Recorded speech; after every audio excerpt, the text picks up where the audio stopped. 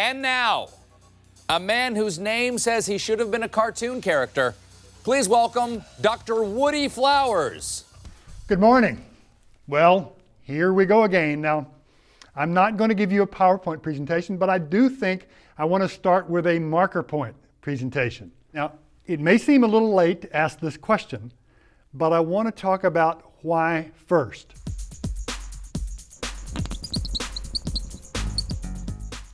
Well, that's not going to work. I guess we better flip this. Okay, now let's take a closer look.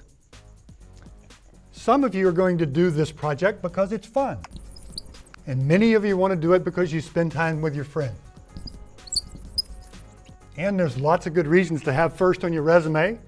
It may help you get into the college of your choice or get a job. And these are all good reasons, but our sponsors and most people in the world want to imagine that first can help improve STEM education. And there seems to be no doubt that we need more engineers. It's also very clear that we need to increase productivity in the entire workforce. Those are also good reasons. These things across the top are about you and about your team. These things across the bottom are about society and about our precious planet Earth. So now that we have framed the question, let's notice that these things are looking inward and these are looking outward. Let's make some space and take a closer look. Right in the middle is you. And you are surrounded by a very complex world that we adults have created for you. Now, those of you who are in St. Louis heard me argue that in order to be competitive in this complex world, you have to have comparative advantage when compared to the thousands of smart people that are out there.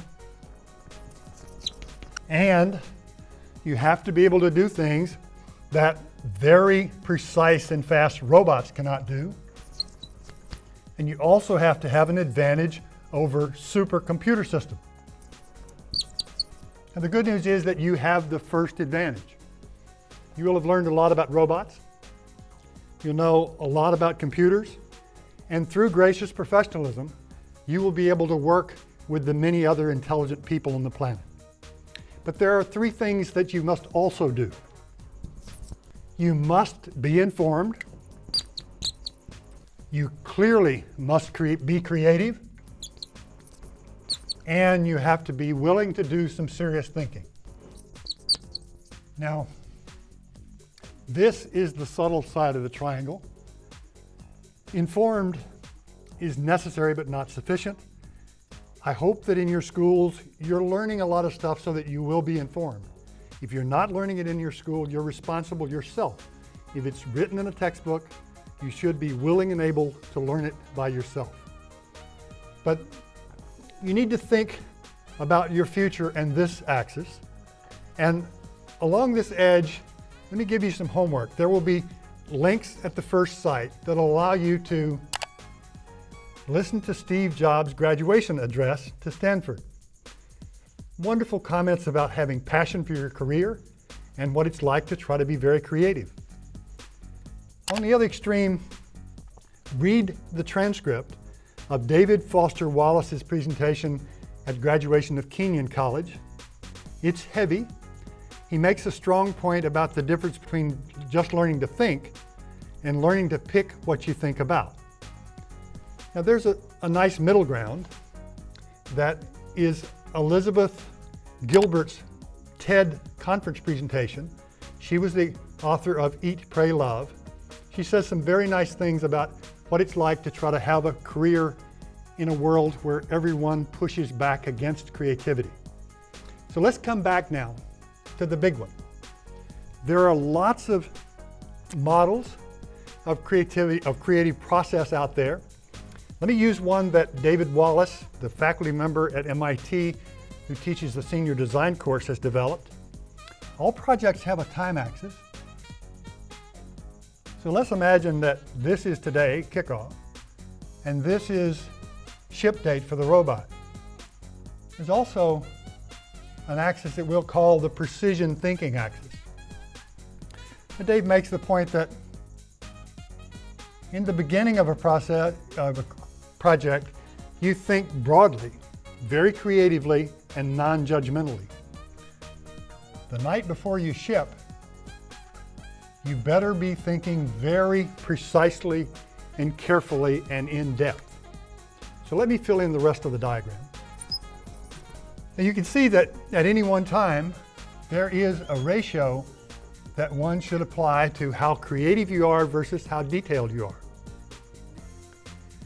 In fact, this is a fractal diagram. All the little tiny projects that occur along the way look the same way. You have to know where you are in the process. Good designers, be they doing videography or marketing or engineering design, know that in this end, you want to reserve judgment. You want to be free. In this end, you certainly do not want to exercise dreaming or wishful thinking. You must use a very realistic imagination.